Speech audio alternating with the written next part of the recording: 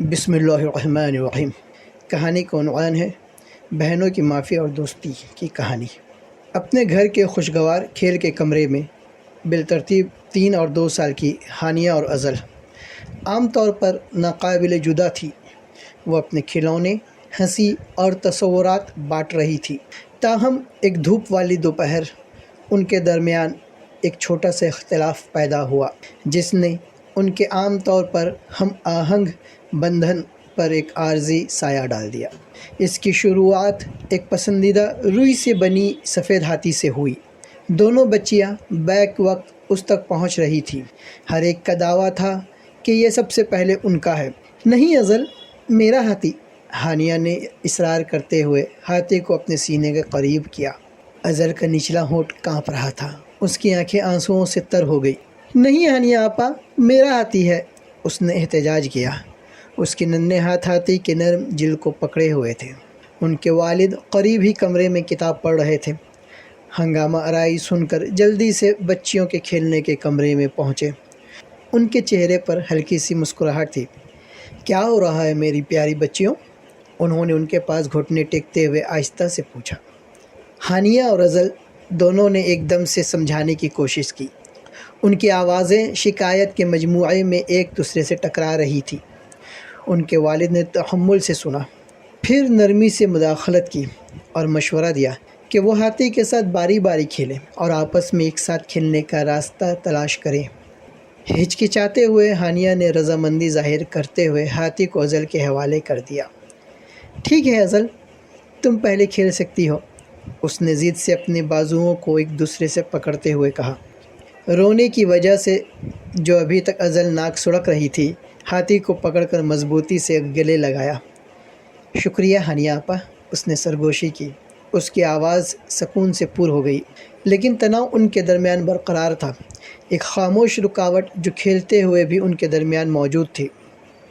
ہانیہ اپنی پیٹھ موڑ کر بیٹھ گئی، خود کو تعمیراتی بلاکس میں مصروف کر رہی تھی، جبکہ ازل نے ہاتھی کو گلے لگایا۔ یہ ایک الجھن تھی کہ اس خلا کو کیسے پور کیا جائے۔ تھوڑی دیر بعد ہانیہ نے اپنی بہن کے خاموش رویے کو دیکھتے ہوئے ازل کی طرف دیکھا۔ اپنی دیرینہ جھنجھلاہٹ کے باوجود اس نے ازل کے آنسوؤں کی وجہ سے اپنی غلطی کو محسوس کیا۔ دھیرے دھیرے وہ سرکتی ہوئی ازل کے پاس جا کر بیٹھ گئی۔ اس کا دل نرم ہو رہا تھا۔ مجھے افسوس ہے ازل، ہانیہ بڑبڑائی، اس کی آواز بمشکل سرگوشی سے اوپر تھی۔ میرا مقصد تمہیں اداس کرنا نہیں تھا۔ ازل نے نظر اٹھا کر دیکھا، اس کی آنکھیں اب بھی آنسوؤں سے چمک رہی تھی۔ ٹھیک ہے ہانیہ آپا، اس نے نرمی سے جواب دیا، میں بھی چخنے کے لیے معذرت خواہ ہوں۔ اس کے والد دور سے دیکھ رہے تھے، اپنی بیٹیوں کو صلح کرتے ہوئے دیکھ کر گرمجوشی سے مسکرائے۔ وہ جانتے تھے کہ صلح کا یہ لمحہ بہنوں کے طور پر ان کے بندھن میں ایک اہم قدم ہے۔ ہانیہ آگے بڑھ کر اپنی بازوؤں کو ازل کے گرد لپیٹتے ہوئے گلے سے لگائی۔ میں تم سے بہت پیار کرتی ہوں ازل، اس نے خلوص سے کہا۔ اس کی آواز پیار سے بھری ہوئی تھی۔ ازل نے بھی بے تابی سے اپنی بہن کو کس کر گلے لگائی۔ میں بھی آپ سے بہت پیار کرتی ہوں ہانیہ آپا، اس نے سرگوشی کی۔ اس کی ننھی سی آواز معافی اور سمجھ سے بھری ہوئی تھی۔ ایک ساتھ پھر سے انہوں نے کھیلنا جاری رکھا۔ ان کی ہنسی دوبارہ خوشگوار کھیلنے کے کمرے میں مل کر گونج رہی تھی۔ اس اختلاف سے ان دونوں کو صبر، معافی اور اپنے بہن بھائی کے بندھن کی پائیدار طاقت کے بارے میں ایک قیمتی سبق سکھایا تھا۔ دوپہر کی سورج کی روشنی دھیمی ہوتی ہوئی ان کے کھیل کے کمرے پر گرم روشنی ڈال رہی تھی۔